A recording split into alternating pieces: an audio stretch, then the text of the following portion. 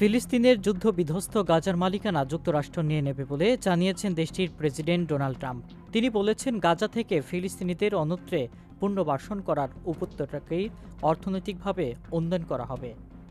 যুক্তরাষ্ট্র সফররত ইসরায়েলি প্রধানমন্ত্রী বেনিয়ামিন নেতানিয়াহুর সঙ্গে বৈঠক শেষে মঙ্গলবার এক যৌথ সংবাদ সম্মেলনে ডোনাল্ড ট্রাম্প এ পরিকল্পনার কথা জানান।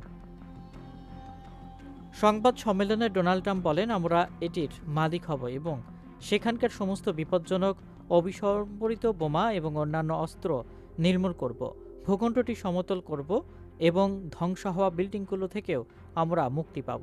এগুলোকে সমতল করব, সেখানে এমন অর্থনৈতিক উন্নয়ন করব যা ওই এলাকার মানুষের জন্য প্রচুর চাকরি এবং আবাসন সৃষ্টি করবে। যুক্তরাষ্ট্র গাজা উপত্যকায় সেনা পাঠাবে কিনা জানতে চাইলে তিনি জবাব দেন, যদি প্রয়োজন হয় আমরা তা করব। যুক্তরাষ্ট্রকে গাজা স্ট্রিপের দীর্ঘমেয়াদী মালিক হিসেবে দেখেন উল্লেখ করে ট্রাম্প বলেন, আমরা সেই অংশটি দখল করতে যাচ্ছি, আমরা এটির উন্নয়ন করতে যাচ্ছি, হাজার হাজার কর্মসংস্থান তৈরি করতে যাচ্ছি এবং এটি এমন কিছু হবে যা সমগ্র মধ্যপ্রাচ্য খুব গর্বিত হতে পারে।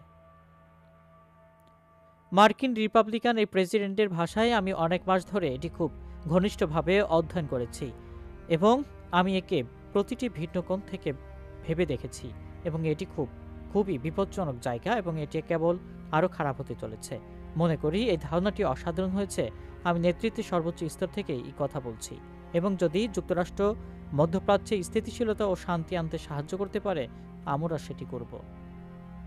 এর অর্থ তিনি ইসরায়েল ফিলিস্তিন সংঘাতের দ্বিরাষ্ট্রীয় সমাধানকে সমর্থন করেন না কিনা এমন প্রশ্নের জবাবে ট্রাম্প বলেন, এর অর্থ দুই রাষ্ট্র বা এক রাষ্ট্র বা অন্য কোনো রাষ্ট্র সম্পর্কে কিছু নয়। এর মানে হলো আমরা চাই মানুষকে জীবনের সুযোগ দিন। তারা জীবনে কখনো সুযোগ পায়নি, কারণ গাজা স্ট্রিপ সেখানে বসবাসকারী মানুষের জন্য একটি নরকের গর্তে পরিণত হয়েছে।